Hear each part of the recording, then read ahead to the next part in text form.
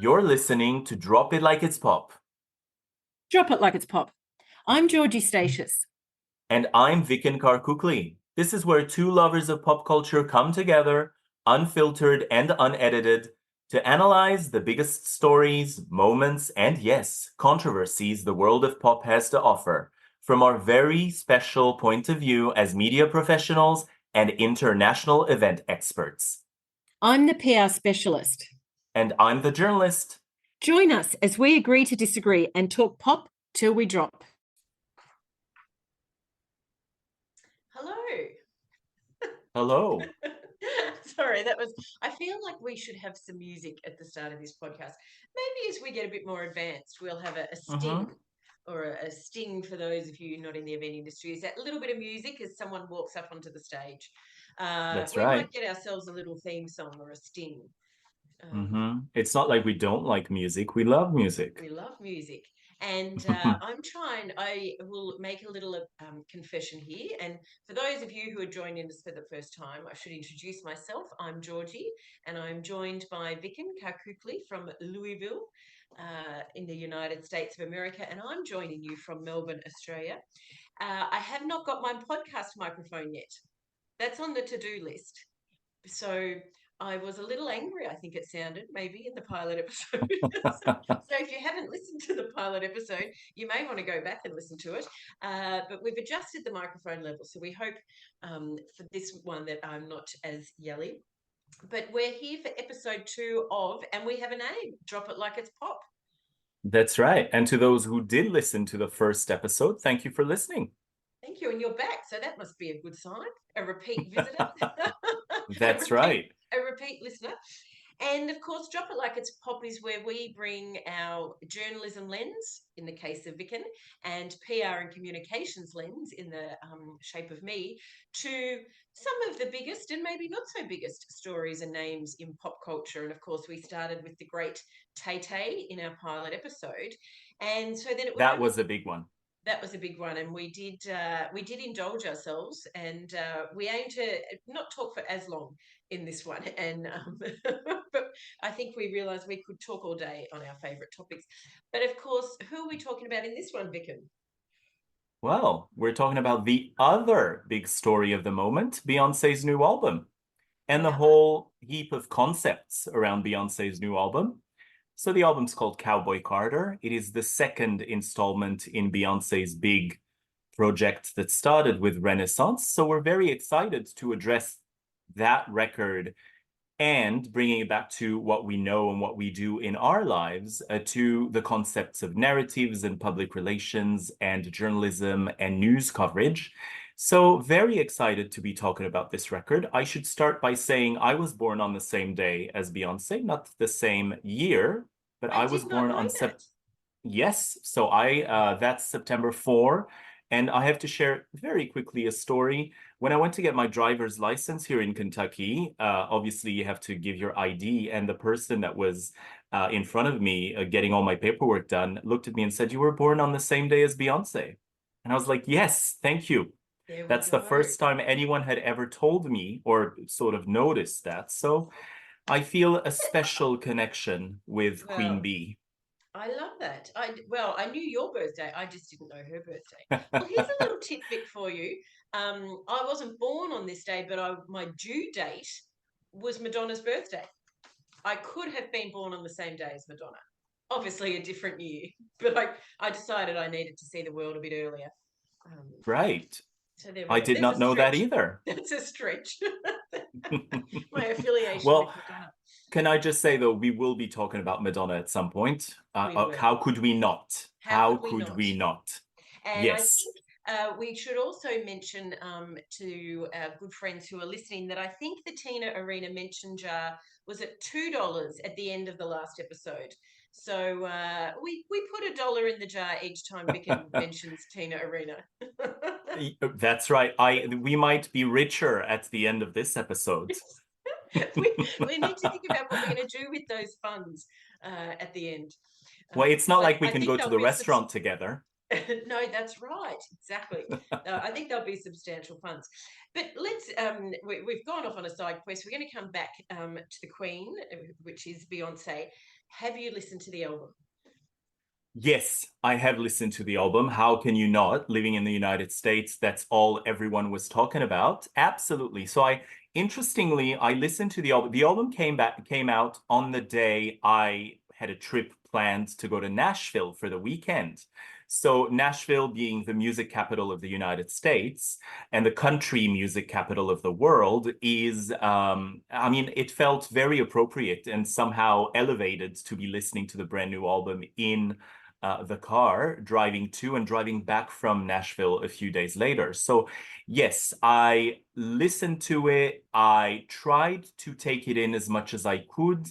And it is one of those records for me, and we'll talk obviously about the narrative that you really have to kind of let sink in. It's very layered, it's very sophisticated and complex, but it's not anything Beyonce hadn't kind of accustomed us to. I think it's very interesting in that way because certainly since Beyonce's surprise release of a decade ago, her self-titled album, her records are very lyrically and musically layered and complex. So I felt there was kind of continuity with those records that she's released, so Beyonce and the subsequent ones. So yes, it was a very interesting, elevated experience. And of course, you went to Nashville for Easter, which means her album was released just before Easter. Do you think? That Do you think that was a strategic thing? Announce an album just before a holiday weekend? I'm not sure about the holiday weekend strategy. I was reading this very interesting article, which I shared with you from the New York Times. We are approaching a season of many big releases. Billie Eilish is releasing a new album. Dua Lipa is releasing a new album. And the New York Times had a very interesting piece that came out a couple of days ago, which I shared with you about how Beyonce and Taylor Swift have always managed to not be, full frontal competition with each other whenever one or the other has a new album out. So that was a very interesting thing that Beyonce announced her album after Taylor, but released it before. So I don't know if there was any kind of strategy there in terms of, kind of not stepping on each other's toes. But whenever an album is announced now, it's not like you can announce it 6 months in advance and kind of let the momentum build. People are actually very impatient. And because there was so little promotion, and we'll get to the media aspect of things, I guess, further down the line, I think, you have to give the music to the people as fast as you can because it's not Yes. like Beyonce was on a promotion and tour, going to talk shows and places promoting the album. And I think it's such an interesting point, isn't it, about that people want things instantly. And I know coming out of COVID, particularly in the event industry, people's planning cycles have completely changed. So for events, people are buying tickets, much later. Like they're buying them right up to, except for obviously big things like Taylor, where you need to book fast or you don't get the tickets. But yeah, people are booking late, they're registering late, they're planning really late. And we recently had an artist in Australia who literally announced concerts sort of 24 hours before, these surprise concerts, a DJ, and people, they sold out within minutes. And Hmm. they had 24 hours notice for these big concerts. So I think you're right. This time of announcing it and building that momentum is gone. People, you announce it, except for Taylor. I mean, she probably only gave us a month, really, a bit over a month. Hmm. But it is that people want it straight away if you're going to announce it. And we come from a period in time, if you remember, where you really had to be on top of things to even know that an Mm. album was coming out. You had to go to your record store, and they would have a board up on the wall, kind of listing the upcoming releases. And if you were a fan of artists that weren't super mainstream and weren't playing on the radio every day, you actually had to kind of investigate to find out when a new album was coming up. And that was the best case scenario because you could actually also go to the record store and realize then and there that a new album was available and it was, Yes. right in front of you. And it's exactly. And when you sent me that article, it just made me think of a podcast I'd been listening to around Britpop, and that sort of that heyday of Brit music with Oasis and Blur, and the battles that around record releases between and the scheduling of album releases between Blur and Oasis, and actually how incredibly nasty and the fights that kind of broke out between the bands around Mm-hmm. that. And there does seem to be a very much a spirit of generosity, I feel, between artists like Taylor Swift and Beyonce. We've seen them support each other at their premieres of things or their launches, and it doesn't seem to be that fighting. I feel these two artists, and because we're talking about them in particular, do realize there is a big enough world for both of them to succeed in. And it was just, when I was thinking about that, it was such a contrast to listening about that era in the 90s with Oasis and Blur, where they couldn't see that the world actually was big enough for the two of them. And Mm-hmm. it was just such a different environment. Well, and I can also remember times when Madonna, Janet Jackson, Whitney Houston, Mariah Carey would actually release records at the same time. So the charts, if you looked at the Billboard album charts or even singles charts, it would just be them. It would just be them and a few others.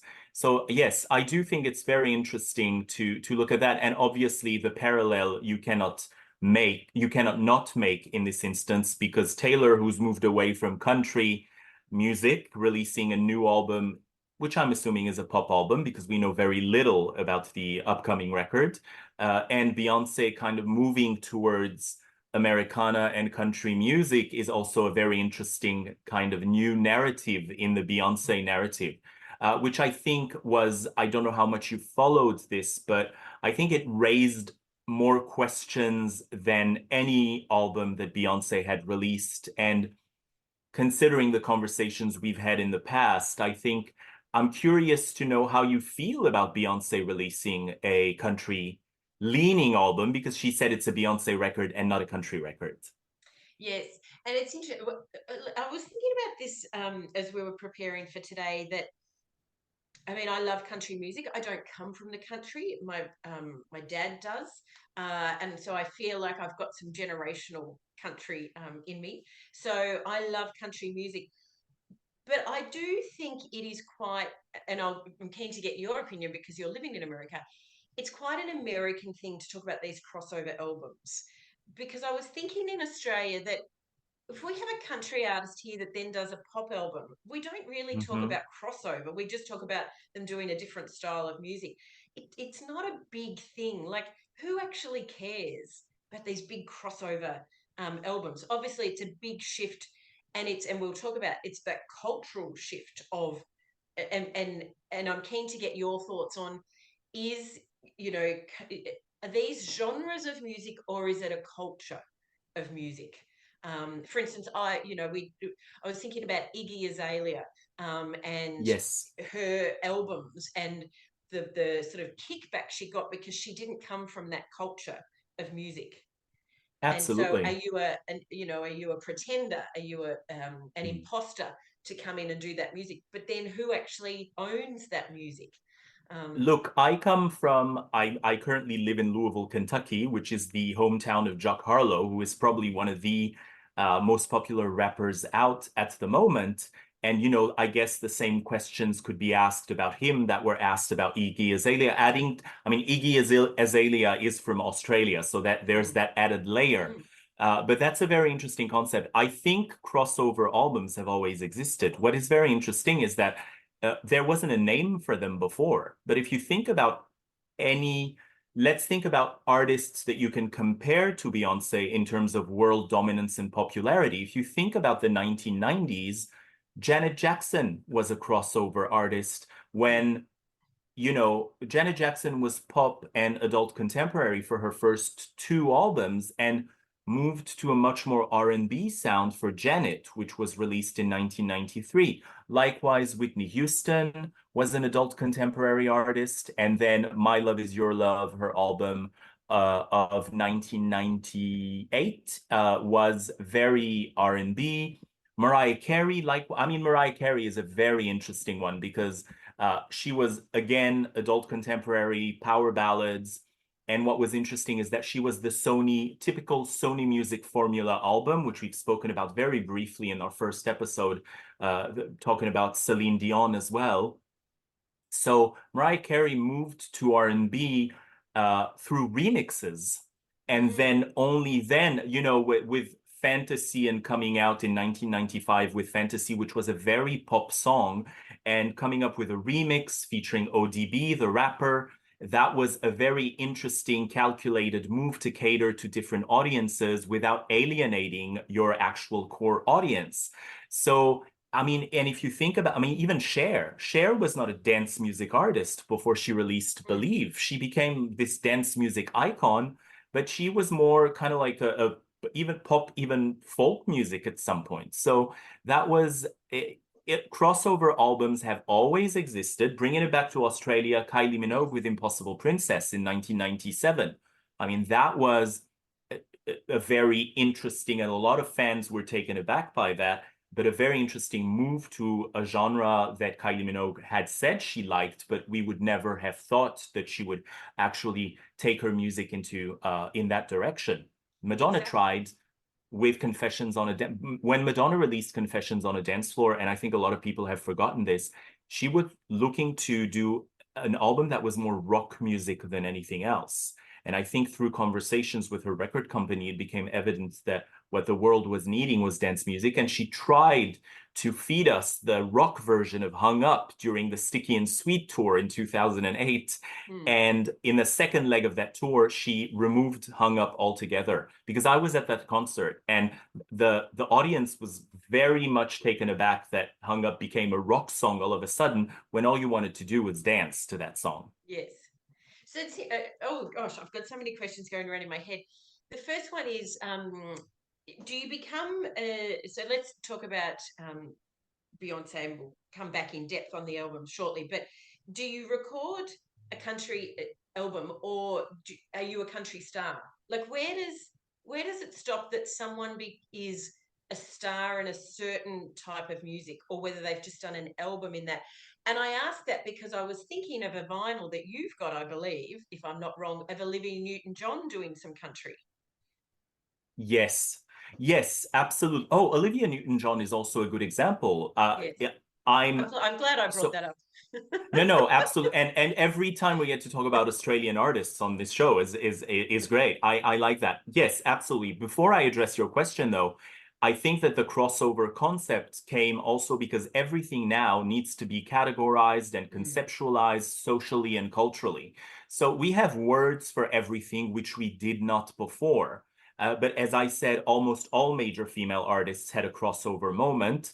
And I'm only talking about female artists because we're talking about Beyonce as our kind of main topic today. Olivia Newton-John, I think it also ties in with the concept of emancipation that we actually spoke about in our first episode.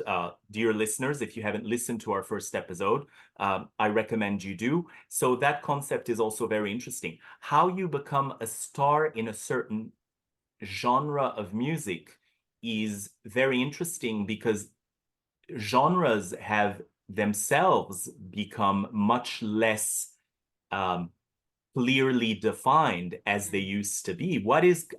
We've been faced with many instances of artists in their narrative, artists that have been considered to be widely and with the majority of their work country artists that were themselves faced with people saying, no, this is not country anymore. The music that you're giving us, that's not country anymore. And if you think about the Grammy Awards, for example, they have genre-specific committees that actually define which songs are eligible for certain categories or not. So Casey Musgraves, who is arguably one of country music's biggest stars, and she's really pushed the boundaries of the genre in terms of the narrative, dealing with topics that country hadn't really dealt with before.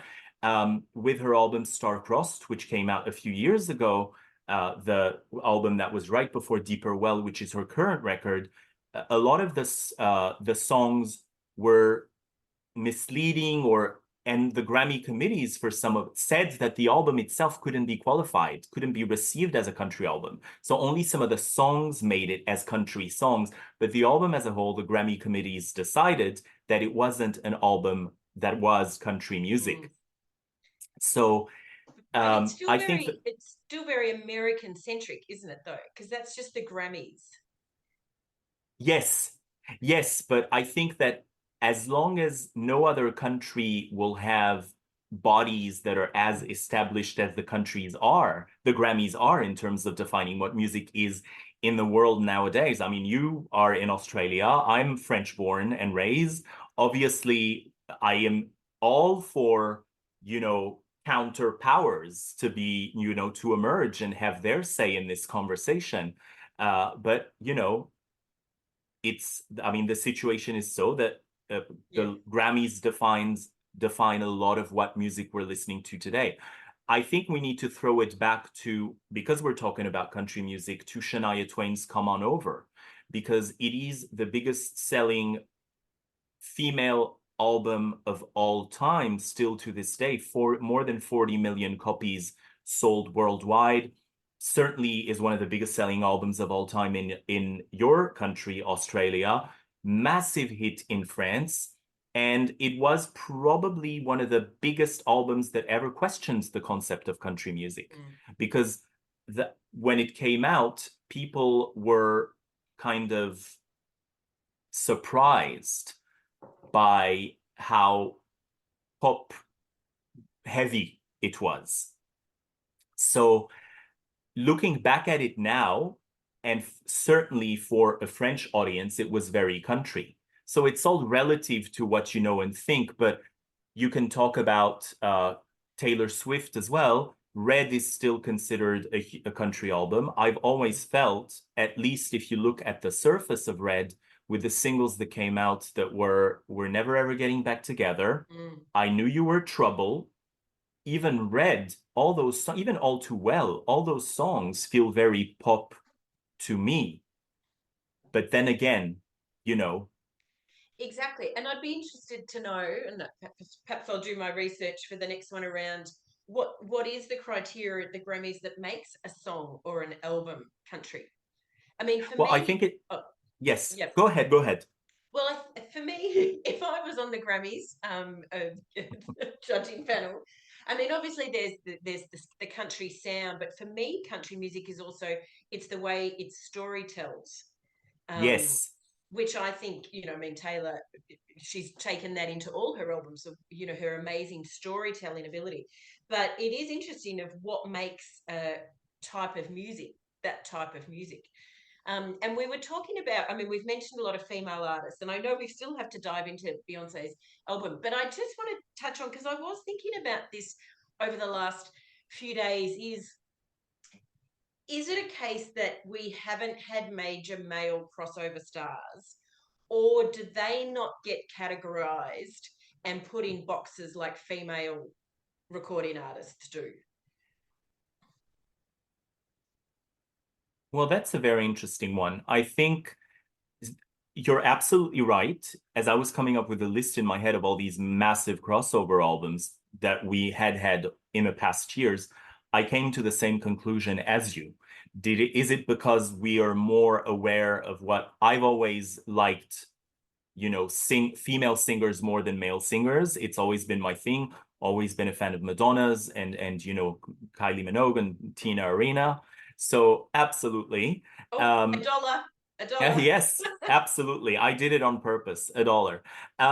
Look, I think it's a combination of things. I think that if you think about Michael Bublé, who started out as a, jazzier singer, certainly some of his later work was much more pop. I think that I mean, Ed Sheeran is a very interesting example because he started out as almost like a folk singer, and then kind of all of a sudden working with Pharrell Williams, doing stuff that is much more R&B leaning. So that was also a very interesting element. And I think that we know the artists, but we also need to know about the collaborators and what teams they work with. And obviously that has a massive impact on that. And bringing it back to Beyonce, who started in R&B. If you think about Ariana Grande, for example, Victoria Monet, who won the Grammy for Best New Artist this year, is a full-on R&B artist, and she's written many songs with Ariana Grande, which ended up being considered pop. So I think there is what matters at throwing it back to Beyonce's Cowboy Carter. I think people are thinking, how legitimate is Beyonce to, I think people had the question in their mind of how or where does Beyonce fit in the country narrative?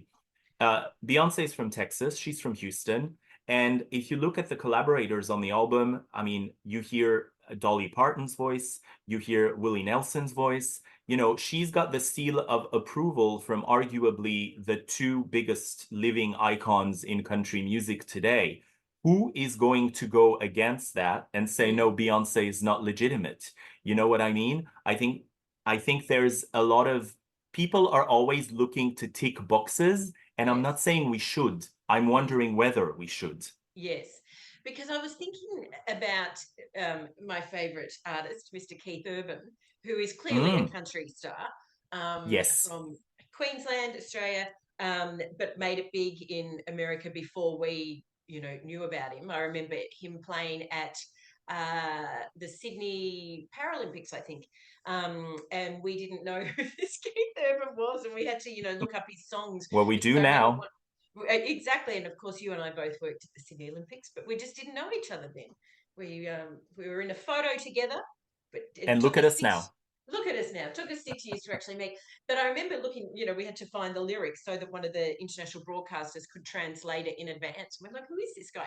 But I was thinking about his albums, and I mean, he's clearly a country star.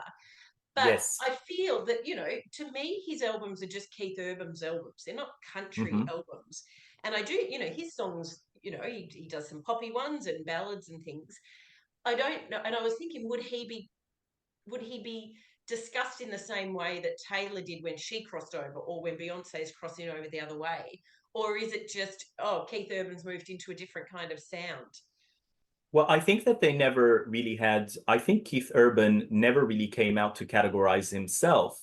When Taylor Swift moved to pop with 1989, it was she changed labels, and it was announced that it was Taylor Swift's first pop record. All the other examples that I'm giving you from the 1990s, Janet, Mariah, Whitney, it was never announced. And I think that we very briefly mentioned this before. I think that the adult contemporary pop aspect of Whitney, Mariah, and Janet's music played a huge part in their international dominance. And I don't think had they been full-on R&B artists, because R&B was not a thing in the 1980s, anywhere in the world. What brought them the international fame and popularity was songs like I Want to Dance with Somebody, Without You. What was Janet's big breakout hit? I don't even, Miss You Much was a big one. So they were all, very pop and adult contemporary. But in the case of Taylor, obviously was labeled as a pop debut from a country star. Yes. And of course, when we talk about these genres of music, it's not just the sound and the music, it's actually the fan allegiance that goes with that music. And of course, we had the Chicks at the time. They were the Dixie Chicks that had that fallout when they made comments in London about President Bush being from Texas, and they basically lost that, or they lost a lot of their core country music. So their next album had to they were opening it up to a much wider audience. Country music wouldn't play them. So not only do they lose their audience, they lose their access to their audience. So these genres and this categorizing isn't just the sound. It's so many more layers around which radio stations will play you, which audiences, whether they like the songs or not, feel you are being loyal or disrespectful to them. Absolutely. And you raise a very good point, because charts here in the United States are very fragmented. So if you look at, say, some stars' biggest hits in their pop charts, if they're R&B artists, that's not necessarily their biggest R&B hit. You know what I mean? I think Rihanna has had pop hits that weren't massive R&B hits. I think probably Beyonce has had the same. And also for country music, some country songs end up becoming huge on the country charts, and others become huge on the pop charts without necessarily being huge in country radio stations. Yes. So I think that it would be, I mean, we could go into the details of those charts and how they're made, but it's basically the country stations dictate the country charts, and the R&B stations dictate the R&B charts, and the pop Yes. ones dictate the pop ones. So, and they don't have the timeline, the same timeline. Some people are country hits and only become crossover hits months later. So, you know, that's a very interesting thing. And the concept of culture is very important because, and obviously you're going to relate to this. I started my career in journalism in radio, and I did as much music programming as I did news reporting. And I created the first ever R&B radio show in France on French radio I did not on a know that.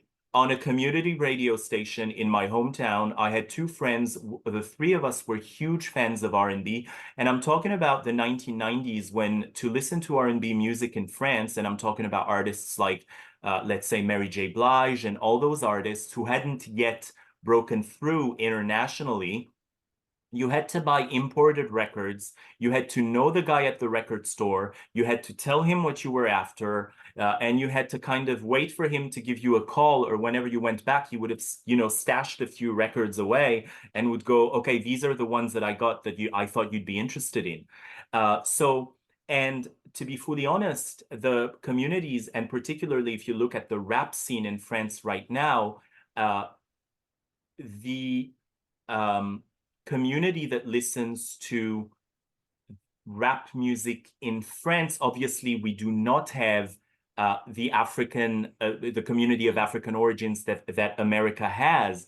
So it's not about, it is about culture, because rap and R&B in some countries are other communities' expressions, and they cater for other communities that probably share some common features with the African American community in the United States. So for France, for example, it would be the North African communities from Morocco, from Tunisia, from Algeria.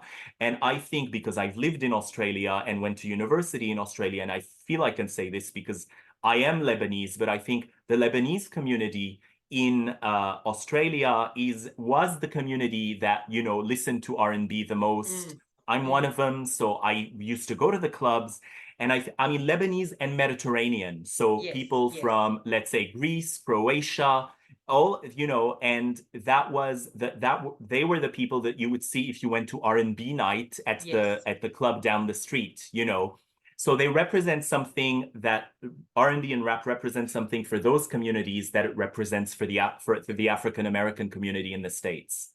Exactly, and it's such a strong point because, we can talk about audiences, and I was probably a bit flippant before when I talked about fan allegiance and loyalties, but these genres of music are steeped in history and have been a form of expression and to represent these communities when they weren't being represented in perhaps more mainstream. So we can never take away that rich origin and where why these started and what they were. For some music, they were a rebellion against certain establishment, authorities, white culture that was, the majority. So there is really this long history that it can never be taken lightly around what this music means. And I'm very conscious. I'm recording this as a white woman, so I'm just making some observations. I certainly am not pretending to talk on behalf of these communities, but I think we do forget actually the steep history that is in these countries or these R&B or rap. Likewise, I'm a cis white male from France. Came up with the idea for an R&B show that was really out of love for the music and what it meant to me and my group of friends, really. Mm. So, they were the times when you would, go to high school or university with a couple of CDs in your bag and you'd show them to your friends and you kind of record them on cassettes afterwards or make little compilations. So absolutely, I think it's a very important point we're making. And going back to my trip to Nashville, Nashville has the National Museum of African American Music. And I went to the National Museum of African American Music. It was probably my finest moment of all the time that I spent in Nashville. And there's actually a very interesting video at the beginning that tells you about how African American music came about. And it also really is interesting to go into, the origins of those Yes. genres of music.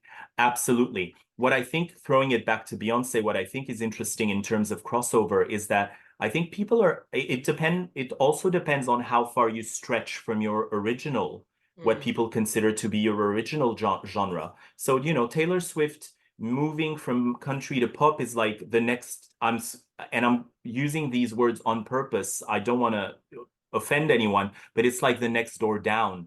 There, in people's Mm. minds, I Mm. believe there might be a bigger stretch moving from R&B to country. Yes. Also, but if you think about Beyoncé, she's come up with rock music, she's come up with pop Mm. music, she's come up with dance music. So there isn't anything she hasn't done.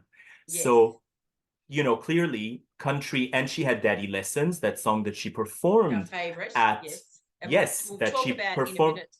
Yes. Yeah, absolutely. So, and what is country music? I'm gonna throw it back to Tina Arena and I'll put $1 in the jar. If you think about Tina Arena's biggest hits, because you were mentioning Keith Urban and the importance of country music for Australia, Tina Arena being a very gifted songwriter and lyricist, many of her songs that we widely consider to be, adult contemporary pop, many of her songs have actually been covered by Mm. country artists in the United States. Burn, Love's Funny That Way, You Made Me Find Myself, If I Didn't Love You, Unsung Hero, Heaven Help My Heart. If you listen to the country versions, I think it takes it down to the honesty and the relatability of the lyrics. And then, you know, I think that's one of the strongest elements, as you said, was the lyrical content. Yes. Obviously, there's the delivery and the instrumentation behind it, but the lyrical content is key. And that is a perfect segue into what I wanted to talk about next. And I feel like we're teasing that we are actually going to get to the album Cowboy Carter. But Yes. we've had the example this year, well, last year / this year, of almost an accidental crossover star being Tracy Chapman's Fast Car and Luke Combs. Mm-hmm. Absolutely. That was a moment, wasn't it? It I think, was, yes. what a powerful moment in music for a song that was already so established. And I mean, if you take it back to Whitney Houston covering I Will Always Love You, that was quite a moment as Exactly. well. Yes. The other way Yes. around, that was a Yes. very powerful moment. I mean, Tracy Chapman's songwriting skills, Oh, obviously are out of this world. And to see that song brought to a new audience with a very specific country delivery. I mean, Luke Combs yes. is a very gifted artist and really made the song his own. And seeing them perform at the Grammy Awards, I think, was a very, very powerful moment to witness. Yes. And of course, Mm. he won the CMA Award for Song of the Year last year with Fast Car. Yes. You know, And a Tracy song, Chapman, yeah, yes, I'll Tracy let you go. Chapman won Songwriter of the Year. Exactly. Hmm. So you've almost and as I mean, no one can doubt Tracy Chapman's storytelling ability. I mean, I've been a Tracy Chapman fan forever, Mm. and I think I am drawn to as I talk, I realize I am drawn to artists with that storytelling, which is probably why I like country as well. But to then, and she's thrilled that it's opened up, um, a sort of it's been introduced to new listeners. But when you listen to them playing it at the Grammys, I mean, it just sounds like such a country song. Yes. So it can also depend on the context that you're listening to the song in, Hmm. um, Absolutely. And I which think has what the I think impact it's on. how you receive it. I think it's very meaningful because I come from a country where the people who are fans of country music are actually fans of Americana and some kind of Mm, dated Western, I mean Western in terms of Western movies, yes, but dated Western culture, you know, with the clothes and the so it almost feels like they are fans of a country music that is frozen in time. And with all these collaborations and crossover moments that we're witnessing, you know, you realize that that brings a whole new layer of modernity to all of the music genres, not yes. just country music, not just R&B. And I think those are the most powerful moments one can hope for in music. So Yes. absolutely. And what I liked about, maybe I'm gonna be controversial for a moment, because you know I don't have opinions. We love opinions. Me have an opinion. Who would have thought? What I loved about the Tracy Chapman and Luke Combs rendition, or even just the Luke Combs rendition, is, and we talked actually a bit about Teddy Swims and Cruel Summer in the previous podcast, is how what they bring to these songs is it doesn't change the song, but it brings Hmm. new meaning to the way, because of the way they deliver it, but they don't change the lyrics, which Yes. leads me into, perhaps let's start on Cowboy Carter. um, Yes. and of course, one of the key songs, well, perhaps not the key songs, but one of the important songs, and you talked about these stars of country music adding legitimacy. Not that Beyonce needs any legitimizing, but you know, she's got kind of the power players in country music on the album with Willie Nelson and Dolly Parton and Jolene. And I'm keen to get your opinion of Cowboy Carter's Jolene. Hmm. Yes, I think you mean the lyrics that have been Yes, changed a little. yes, Absolutely. Look, I come from I was thinking about this as I was listening to the album, and obviously Dolly Parton's seal of approval, it kind of makes it hard for anyone to say why did she change the lyrics, because she got, you know, the seal of approval from the person who actually wrote them. What I find very interesting is that I find myself to be a little more conservative when it comes to those things because mm, I think they are works of art that are kind of, I'm not going to say they're a moment, but then again, we're in the culture of sampling and giving new life to songs by, you know, bringing pieces of different songs together. And since the 1990s, I mean, the sampling has, you know, taken a life of its own, and it's exposed us not only to the new song, but also to the original in so many different ways. And I have to say that I come, which I don't know if you know this about me, but in my university studies, I specialized in translation studies. So it's almost translation is more kind of like an adaptation of a song mm, of a content in a source language to a target language, and some things are going to get, I say, lost in translation probably. And I was thinking, I was making the parallel in my mind, and that's a very interesting element in discourse analysis of maybe this is just a translation of a song, not into a new language, but into a new era and into a new frame of yes, mind. And this is the yes, song that stands in 2020. And I think it has a meaning. I know that Janet Jackson, for example, has covered songs in the past that were, you know, how you change the pronouns if you're a yes, woman, a yes, straight woman singing a man's yes. song, and you will change the pronouns to refer to a man. Janet Jackson covered a Rod Stewart song on her Velvet Rope album and refused to change the pronouns. She kept the Mm, song as it was. So I think I consider these translating a song not from one language to the next, but from one era to the next. yes. It's, yeah, that's really interesting about the translation thing, because I was thinking about, um look, I am very loyal to the original Jolene. It's one of my Hmm. favorite songs, but I have absolute issues with the song Jolene and the emphasis on a woman causing the affair, and nowhere does the man play a part in this. And So while I love the song, I actually hate the way it portrays women, and it's that stereotype of women are the marriage, the home wrecker, when it's Hmm. actually the man who's having the affair is, he's the one cheating on his wife. So I've always had Yes. that issue. So two things on that. Obviously, the new Jolene, Beyonce's version, takes it, I think, a step further. She talks about, I've been married happily for 20 years, don't come and break it up. But at no point in that song, I think she's giving more, I'm not going to say power, I think it's even more disrespect to Jolene, but still the male in the relationship apparently is playing no part in this, and maybe that talks to the power of women that so I don't know, maybe it's a compliment to women that we're so powerful that the man has no choice than to be lured by us. So I found that I quite jarring.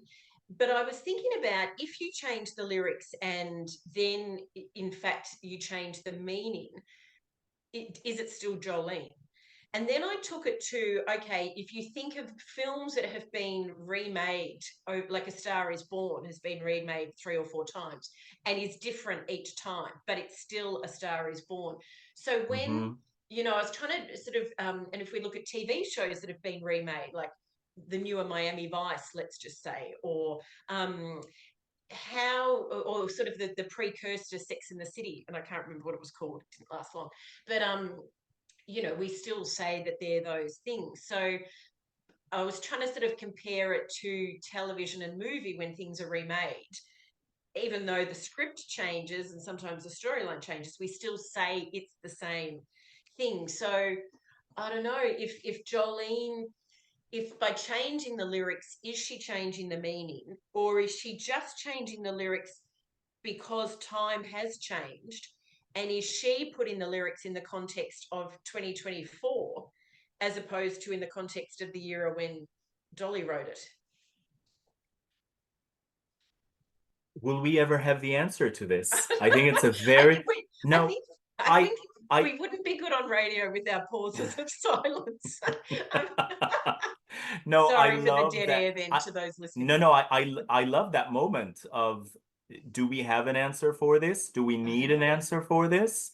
Should we let everyone have their opinions on this? I think that's what's most interesting about this record, Cowboy Carter, is that there's been very little context provided for Yes. this. So Beyonce came out and said that she felt not welcomed at one point in her career in a specific environment, which I think a lot of people trace back to her performance with the Chicks Mm. at some country music awards ceremony, where she performed Daddy Lessons with the Chicks. I love to kind of find a thread in this. What I find very interesting is that so that album, taking the Dixie Chicks comeback album, taking the long way, was produced by Rick Rubin, who is Mm. this incredible producer who's produced for Adele and Gossip, and obviously that record, which is one of my favorite records of all time. And Rick Rubin is also one of the creators of the music label Def Jam, which has Mm. been one of the biggest music labels in hip hop and R&B ever. And I love that I was able to find this kind of common thread between Yes. original Beyonce's original music and where she stands now in that performance with the Chicks. And And Rick Rubin has a I'm just going to yes. pause you for a moment to say that anyone, to those who are listening, if you don't know Rick Rubin, look Rick Rubin up, because he doesn't look like he fit. I can't work out what genre Rick Rubin looks like he fits in. He's got a very Mm-hmm. distinct style. But I mean, that's Absolutely. really interesting, because do we talk about crossover producers or crossover songwriters? 100%. And Rick Rubin has his picture up in the National Museum of African American Music in Nashville as Mm, part of, the Def Jam era. And he's got a book out called The Creative Act, which is also very interesting, which I've been reading. So mm, I'm just looking at it right now. It's on my bookshelf. So yes, absolutely. Producers play a huge, huge part in, yes. what the music is going to end up being. So I think throwing it back to Cowboy Carter's, musical genre and the answers that we're expecting, I think we're going to get very few answers from Beyoncé Yes. herself. And that is the opportunity for me to kind of go into the media coverage aspect of things, Yes. because that's where I Yes. come from. Because I've been asking myself the question with these album rollouts of people. I mean, I think there are three powerhouse performers in the world right now who do not need the media anymore. That's Yes. Beyoncé, Rihanna, and Taylor Swift. Yes. So I was not expecting that there was going to be any interviews, sit-down interviews, and it would also almost feel very dated to have Beyoncé sit and do a Mm. sit-down interview with Mm. anyone. You know, even I was thinking, would it be an Oprah interview? Yes. What would it be? But any of those formats that I had in my head as a possibility felt so incredibly outdated. Yes. The media are left now in this somewhat uncomfortable position of not having direct conversations with the artists anymore, particularly in the case of Beyoncé, or, Mm. I mean, they don't call the shots, that's for sure. No. So they cover, go ahead, yeah. Yeah, no, it's interesting. And can I just ask what time it is over there in Louisville? Because I am watching the light change. Yes, So it is for, 7. The for those sun of you is who are setting. watching Yeah, our the video recording and can see the light changing, I'm finding it yes. fascinating. Thank you so much. It is 7 p.m. here in Louisville on 7 a p.m. Brilliant. beautiful spring day. But yes, Lovely. the sun is setting in The front of sun me. is setting. No, it's really interesting, isn't it? Because I was thinking about this, and you're right. Like, I can't. I mean, I know I talked in the last episode about Taylor not doing any media when she was in Australia, but what would she do? And you're right. I Hmm. can't think what interviews would Beyonce do, and on the surface it seems a very simple. Well, she just doesn't do media, but I have no doubt there is a massive strategy around the rollout of this, and if you want to see fascinating strategy, I'd recommend watching Shut Up and Sing, one of our favorite documentaries that just happened to chart the Dixie Chicks, now known as the Chicks, fallout of country music, and then how they came back with their Yes. Grammy record winning album. But the strategy around and it's a fantastic one to watch about who do they go on, why do they go on certain ones, you know, how are they being positioned, how much do they push the envelope without offending. So with Beyonce, I would be fascinated to know the strategy, because there would be a massive strategy around this. I mean, she is a huge star, but I have no doubt there is a strategy. But it I does think, leave this vacuum, yes, and I'm really fascinated that she says this isn't a country album, yet it clearly, you know, we've got Texas Hold'em, which is, you know, I mean, all I get on Instagram are reels of people doing a country dance to Texas Hold'em. We've got big yes, stars like, including the Golden Girls. Did you see the one I with the have Golden not seen that. Girls? Okay, I need to look that up. Um, we need a dollar jar for every time we mention the Golden Girls too. We But so do. you've got Texas Hold'em, you've got Jolene, one of the biggest country songs I would Ever. question of all time. But then you've got Blackbird. Um, but then you've got Willie Nelson, Dolly Parton on the album, and you call it Cowboy Carter. So Hmm.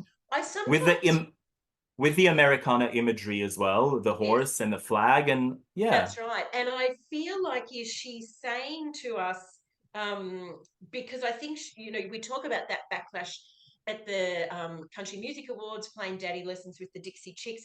Yet, you know, why can't Beyonce be a country star and play country music when she's from Texas? Um, right. And I think so she is can. this, yeah, exists. And I do feel it's her saying, you know, sort of that, you know, I think she's having a go at us, and rightly so, because Hmm. how more country can you get?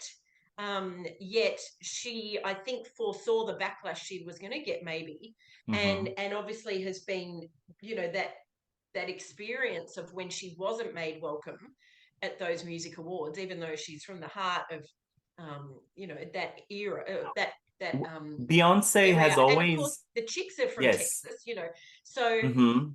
yeah, They I'm always, really there was interested around always that. the cowboy hat imagery. Beyonce has always been very vocal about how proud she was to be being from Mm, Texas, mm, being from Houston, and the cowboy hat imagery was always there. And there was a bit of a country edge to the way they used to dress, even in the Destiny's Child days. yes. So that's always been part of Beyonce's narrative. What I find most fascinating now is that the vacuum that Beyonce's absence in the media Mm, creates mm. is that it leaves the media kind of, they cover social media posts, sometimes Yes, very cryptic posts. They yes, extrapolate on the few elements that they're given. They're actually quite creative with with their angles, I have to say.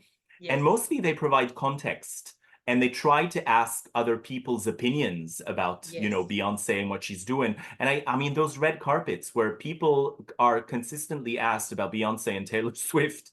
I mean, you have to have an opinion about them. And if you don't say Mm, anything, it's interpreted in a certain way. And if you do, it's mm, interpreted in a different way. So mm. there's really no winning if you're faced with a question Yes, about those yes. two. But and I think that what is also very interesting is that I mean, it's been critically acclaimed, this record, and I was asking myself, can critics no longer acclaim Beyonce or Taylor Swift records? I'm very interested about the critics, Mm, what they're going to say mm. about Taylor's upcoming record, because then you have the super fans and the fandoms coming at you. If they're not happy with the way that the album is being received. So I'm Yes, also, and maybe we can go into this in a later episode, but fandom as the new power, I yes, think is yes, is a very interesting uh, aspect of this thing. So, I mean, there's a whole lot to kind of yes. unwrap and go into.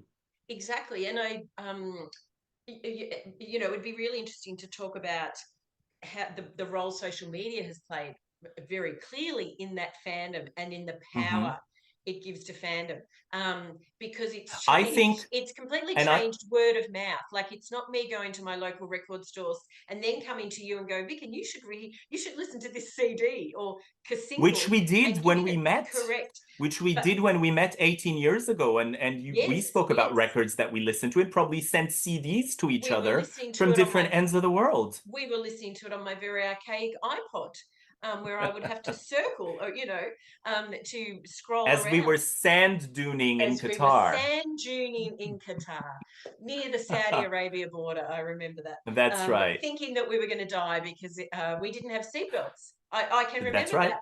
I can And I remember remember that. thinking, oh my gosh, if this four-wheel drive has an accident, my mum will say, well, why did you get in it if it didn't have a seatbelt? Anyway, we've gone off topic. But it is really interesting, isn't it? Because the power that fans have, because you don't just reach your network of friends, you are just reaching anyone who'll listen to you on social Yes. media. Hmm. And I And I will have to, admit that I was slightly, I am slightly terrified of the beehive coming. What if I say something wrong on this podcast and the beehive come for me? um, but I love that dedication, and Mhm. that these fans will stand up for these artists, and I love that.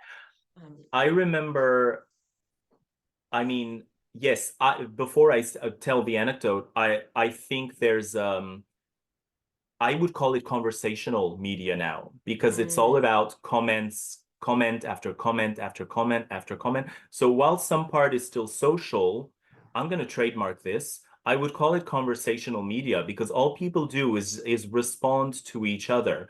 Um, yeah, absolutely. I think that so long as it's done, but I mean, I see some of these far-fetched theories about so many yes, of these narratives. And I feel that, ours kind of scratches the surface. And obviously our yes, focus is more media strategies and public relations. But yeah, absolutely. I mean, I think we've been nothing but respectful of Cowboy Carter. I think it's a fascinating record.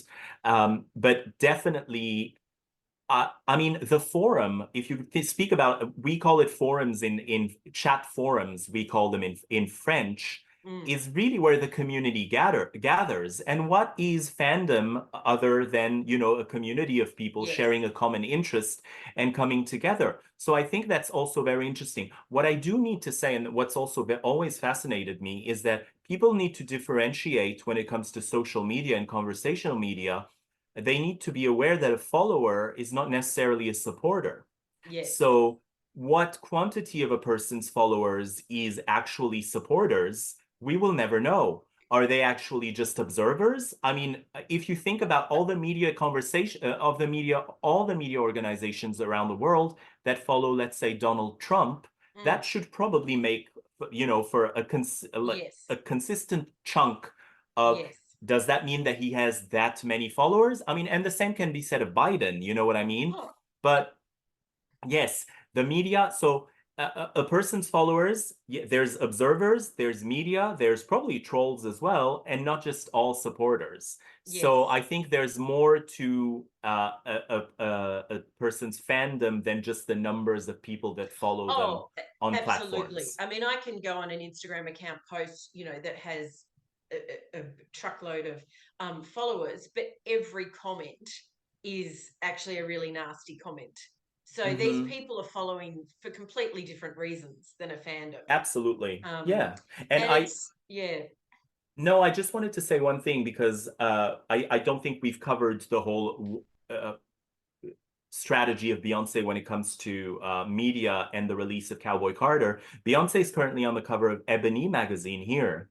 So Ebony magazine is a lifestyle magazine, you know, uh, among the African American. Hmm. It's an African American lifestyle magazine, and obviously, wide reach. And I've bought Ebony many times, considering the artists that they had on the cover. That I'm a huge fan of Janet Jackson, for example. So absolutely was going to buy the magazine and saw that the article inside was exclusively about Beyonce's new line of hair care products. So Mm. the timing is Cowboy Carter, new album, the album's being released, but I actually went through the magazine very briefly, also because I have to say that magazines in the United States are ridiculously expensive Mm. compared to Europe. So if you're going to pay $12, $15 for a magazine, obviously you're going to kind of flip through Yes. it and see what's in it. So I think we were talking about calling the shots. Yes. I'll give you an Yes. interview, but this is what we're going to talk about. Yes. And Yes. not taking anything away from how important that No, topic no. is for the community. But Yes. yes, absolutely. So there's this notion of, I mean, Rihanna being on the cover of Chinese Vogue, of Mm. all the magazines available around the world, and she's Mm. also on the cover of Interview magazines.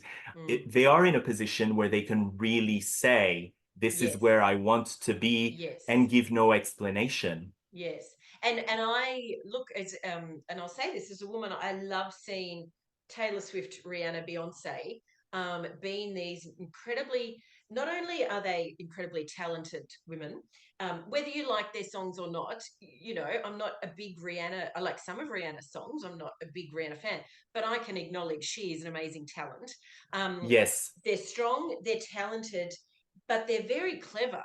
They've all gone in their own ways of they're not puppets of a music label.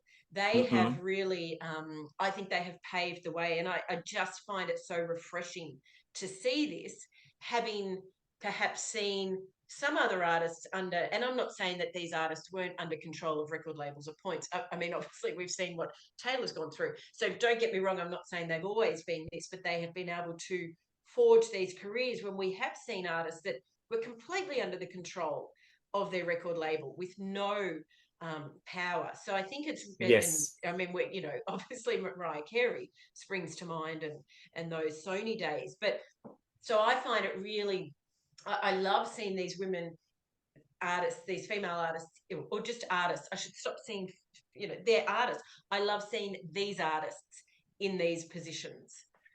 Absolutely. I think I would just like to raise one element is I think radio still has a lot of power. And one Yes. anecdote comes to my mind because the only appearance Beyonce has, I mean, she's been on TV only once, and that was at the iHeartRadio Music Awards. Obviously, iHeart calls the shots for a lot of, what music's going to be played and accessible to people who are not going on platforms to actually choose the artists that they're listening to. I remember an anecdote because I think Madonna is one of those artists that was in the position that Taylor, Beyonce, and Rihanna are in today. Madonna had been invited to perform at an award ceremony in France, and France's most important radio group is Energy, that is Mm. actually, all across Europe. Yes. And Madonna turned them down, saying she was busy with other commitments. And the radio station, leadership realized that she was vacationing somewhere when the show was happening, and they stopped playing her on the radio. Yeah. They stopped as retaliation and cut to the next year's show. Madonna, yes, appeared on the show to accept the Icon Award or Mm. something of that effect. So it wasn't a competitive award, but there was damage control that had to be Yes. done to Yeah. actually get Madonna back on that radio station. And that was at the not the best period in Madonna's career. That was around American Life. So she came Yeah. super strong afterwards with Confessions on a Dance Floor. Yes. But American Life was a bit of a period for Madonna where, things, I mean, she'd been through a lot and had faced a lot of backlash, Yes. particularly because of the American Life video, which is also another good example of how, I think it would be interesting to compare those two because Cowboy Carter kind of puts American culture and Americana through a certain lens that Madonna had Yes. also tried to Yes. do with American Life. Yes. And actually, and you're right. And just when you were talking about that lens there, is then I think of, of Jolene, it's someone looking at Jolene through a different lens. Um, Hmm. we're looking at through Beyonce's lens in this instance. And I'm I not going to go into the absolutely context and all the stories that have been written about Becky with the good hair, and then how that right. lends into Jolene. So, but it is interesting. And I wonder, I mean, I hate the power that radio has, but they have it. But do you think, and being in America where radio is so different to somewhere like Australia, like I mean, we're such a tiny market, and our radio stations. I mean, we don't have many, but I don't think there is. You don't hear. I mean, on our pop ones, yes, you wouldn't necessarily get some real country from Hmm. Tamworth sort of music being played. But Do you think we're moving to an era where fans will be more demanding of radio stations to play songs? And that radio stations, instead of dictating, will actually need to, the power will come from the fans. Do you think that I think will happen? Is it happening, or it will never happen?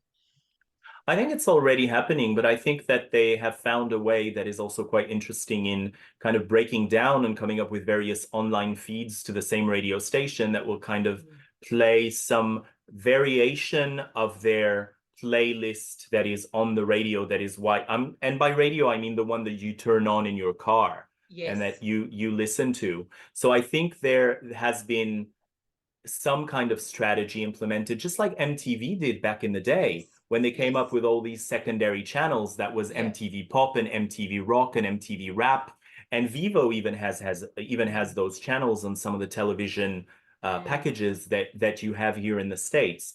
I don't really know where we're headed when it comes to that, but people already do because the radio market in France, in the United States, sorry, is very localized. So you can Mm. actually, pick up a radio station and say, this is the stuff that I want to listen to. So Yes. it's going And to be, I think it'll be an interesting development to witness for sure. yes. And I just wonder, like streaming makes, I could listen to a radio station from Louisville Yes. that's streaming online. I mean, So yes. it's localized, but then in the other sense, it's not localized anymore. I have an anecdote about that, which you will find interesting because you know that I worked in Saudi Arabia for a few Yes. months back in 2022, and I wanted to go to a store, so I called an Uber and was picked up at the hotel where I was staying by the Uber, and I sat in the car, and the driver, who was wearing the traditional attire of Saudi Arabian men, was listening to country music in the radio Mm. on the radio and in the car. And I said, "Oh, I like the music that you're listening to. I don't remember what artist it was, but Yes. obviously you don't think you're gonna, sit in a car in the desert in Saudi Arabia and get to hear some country music." And the driver said, "Oh, that's the country music station of the city in Indiana where I went to university." Oh, I love that.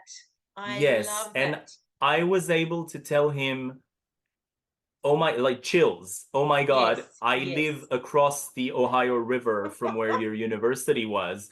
I'm from Louisville, Kentucky. I mean, I was living here, so I Yes. could say I'm from Louisville, Kentucky. So we had a bit of a moment. So you're absolutely right with the wide reach that Yes. platforms can have, absolutely. Although I've got to say, being on, kind of overload, I do tend to go back to the very old-fashioned format of the CD, which I think is the lowest maintenance item you could probably listen to music from.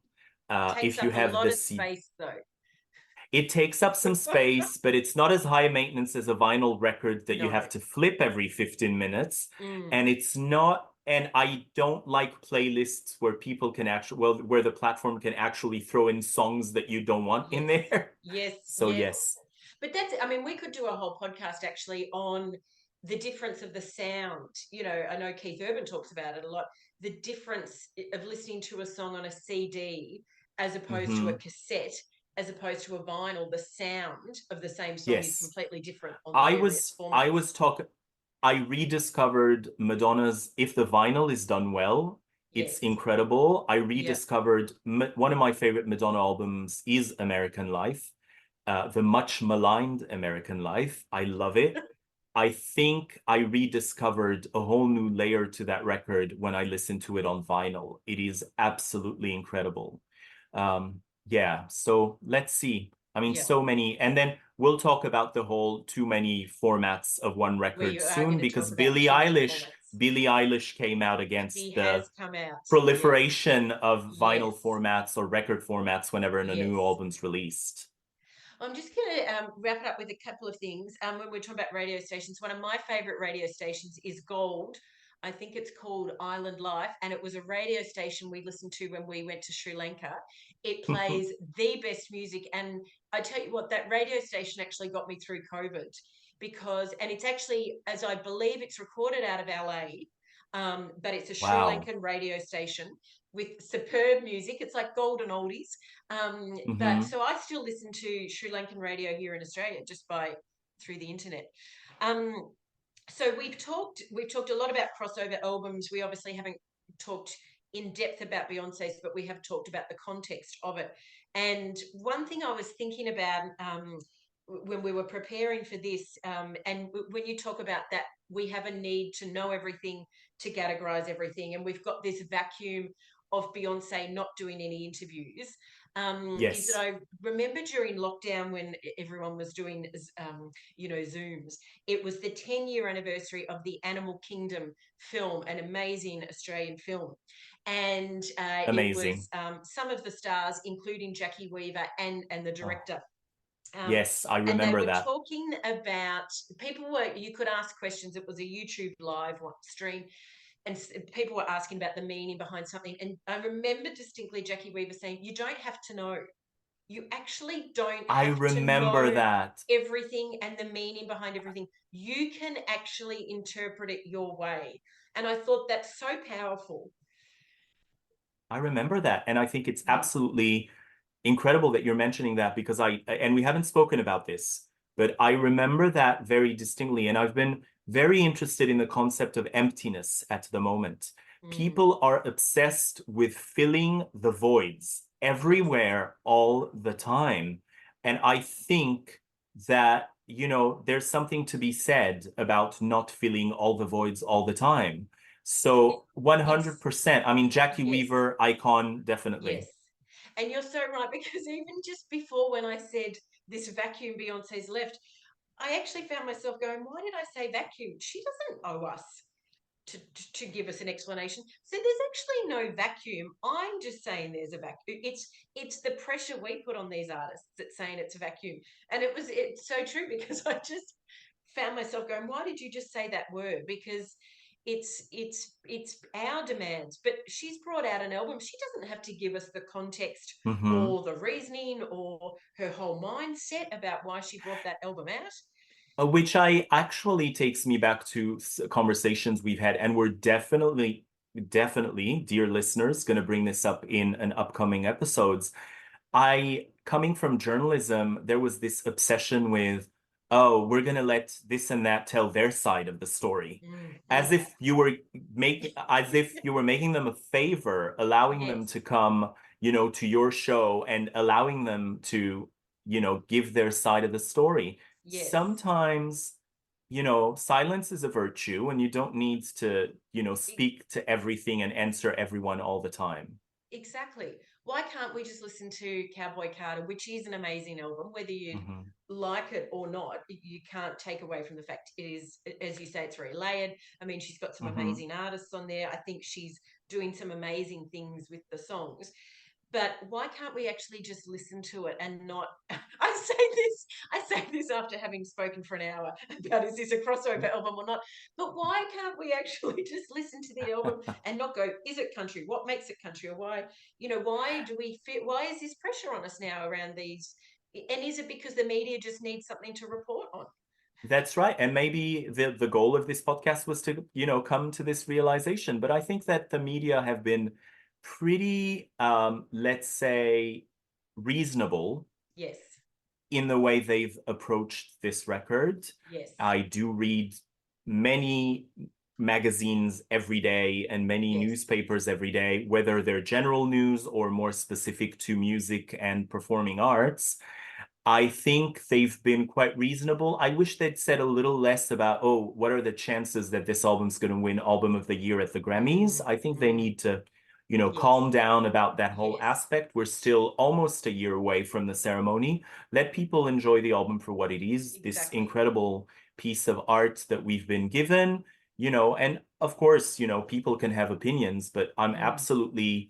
I actually find it incredible. It must be so freeing to be one of these Mm. powerhouse women Yes, who can actually call the shots and not think that they owe anyone anything whenever some of e- this, music exactly, is released, because you let it speak for itself. That's when, you let it speak for itself. exactly. And I mean, these are they're musicians, they're recording artists. Why Hmm. can't they? Their whole life is music. So why can't they play all sorts of music? Um, That's right. and I was thinking about that with movies. Do I mean we do talk about, but we don't talk about it in the same style. But if a comedic actor then does a dramatic film, there is certainly talk about that. But we don't kind of say, oh, they're a crossover actor because they've gone from comedy to serious ones. But yeah, why can't we actually just listen to it? And why are restraints, which, well, we've talked about, it's because of recording Hmm. um, categories, it's because of radio, which plays such a big part in who they will push the songs out to. But I mean, I'm not a musician, but I imagine every musician tries different music. That's their whole passion, is just music. So yeah, Absolutely. And even, I mean, I saw the other day that some people were questioning Chris Stapleton, who I think has one of the most beautiful voices in the world, questioning how country Chris Stapleton's music was. Yes, he's collaborated with Justin Timberlake, Pink, or Adele, yes, or, yes, a few others, but I don't know. I think that people have a lot of time to kind of dissect things, and yes, I think it comes with the job. But yes, certainly going back to your point about comedy, we will have an episode about comedy and, yes, the culture of comedy, yes, which I think is very interesting. And we've spoken about this, but I'm just going to throw one element in that conversation now yes. is that we do see some people as crossing over. If you think about people like Adam Sandler in Uncut Correct. Gems or Jim Or Punch Drunk Carrey Love. in, Yep. or yeah, that's Adam right. So Sandler in we Punch have, Drunk Love, completely different yeah, movie for him. absolutely. So we actually, or even Sandra Bullock, I know that her Oscar win was Yes, kind of, controversial for The yes, Blind Side, yep, particularly with all the added layers since then, but it was controversial, but it yes, was, it was Sandra Bullock's yep, foray into yes, drama after years of making, light yep. comedies. Jim Carrey, the Yeah. is it Truman Show, is it? Yeah. exactly, but also Hmm. oh gosh, and I've had a blank of the other movie. I can hear the REM song that I think was the theme song. Sure, but yeah, so that will be an interesting one. But you're right, people do have a lot of time to dissect, and we've obviously had just over an hour to dissect. So That's and right. so Hmm. we're lucky that there is this commentary, or else we wouldn't have been able to record this podcast. So we're grateful for the chance. And We are. I always throw it back to you at the end, though, in terms of public relations. I mean, you obviously anything you would do differently in the rollout of the. I mean, you can absolutely say no because we've just said, oh, calling the look, shots is a very freeing. yes, I will not pretend to be at the level of the PR that would be working on Beyonce's one. Well, do you know what I like? That I mean, there's no need for Beyonce to do this anyway, so I mean, it would not even come into it. But she doesn't need to woo an audience. So I actually like that there's been no strategy. Just let the music speak for itself. And I think the release Yeah. of Texas Hold'em as the first single, I think that was genius. I think if Mm-hmm. they'd released Jolene first, it wouldn't have gone down as well because it would have been a cover. Blackbird, it's a cover. So I think by releasing Texas Hold'em, that was a kind of a hit in the face, a good hit in the face of, oh, wow, Yes. this is like, so I actually think the strategy from a PR strategy is actually around how they've released the songs. And I Mm-hmm. think that has been absolute genius because you cannot deny that this is, well, once again she says it's not country, and once again she's from Texas. I mean, she can just release an album, and maybe if her very first album had been country, so is it actually around, oh, well, you didn't come from country so you can't come over, despite the fact you are from a country, a deep country music region. So I think That's getting right. back to the strategy is that I think that the genius has been in how they've rolled it out. Mm-hmm. But we talked the other day, not on the podcast, but when was the last time Beyonce did a sit-down interview?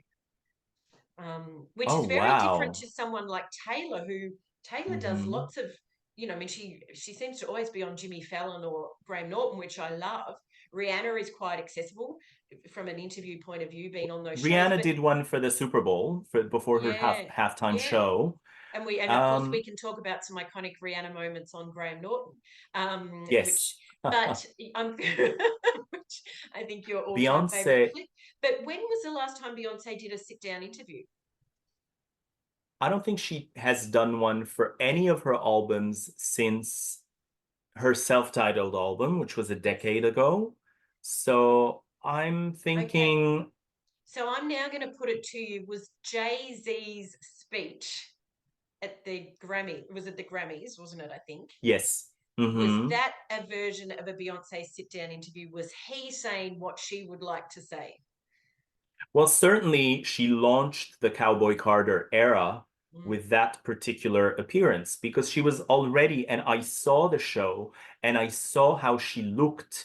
And I was like, and I'm not the only person to have thought that, no. but discourse analysis, her appearance, she's bringing us some country music album Yes. because she Yes. looked quintessentially country Yes. that night. So I found that fascinating. You know what? Yes, that was the launch of a new era for Mm, sure. And mm. I mean, the album is called Cowboy Carter, which is Exactly. her, the name, Yes. which Yes. is Jay-Z's name. Yes. So I think 100%, no strategy is a strategy. Oh, correct. And that's what we were Letting saying before, that it looks letting like there's others correct. letting others speak for you is a strategy. Exactly. So while it looks Mm-hmm. like she's just doing no media, there is a very sophisticated strategy around this, and all credit to Absolutely. them. So Mm-hmm. on that note, we've gone longer than we meant to, which once again we enjoyed talking. What can we say? We enjoy talking, that's for And we sure. hope you enjoy listening. And by all means, please follow us on Instagram. And if there's any topics you'd like us to cover, we'd love to hear from you. But we're going to wrap up on that. And thank you for talking all things music and albums. And now I have been inspired I think on what albums I might listen to today. So there we go. Sounds good. We love a good playlist. We love We to love a good inspire playlist. people. Listen to Exactly. Tina Arena's country songs, please. Okay, so now we are up to $5 in the jar, I believe. That's They right. added three, Absolutely. and I'm going All to go and right. watch the Golden Girls doing Texas Hold'em. Sounds good. And the sun is setting here from It Louisville, is. Kentucky. I'm Vicken Quickly. You're throwing shade on yourself. No, I'm not. See, and shortly we're going to have a moment because it's now 9:40 in Australia. But when we record these, we're going to have the situation where my sun is slowly rising in my background, and you're going to have your sun setting. So, I mean, Well, isn't because that a we're nice? different, Look at because we're that. di because we're different seasons too. Exactly, exactly. Well, thank you, and I will see you in the next Drop It Like It's Pop. That's right. Well, I said my name, so you say yours now. Oh, yes, sorry. And this is Georgie Status coming to you. Who am I? Where am I? What am I? This is Georgie Status coming to you from Melbourne, Australia. Bye. Thank you for listening. This has been Drop It Like It's Pop. Be sure to follow us on our Instagram page at Drop Like It's Pop to have access to our latest episodes and playlists. Until next time.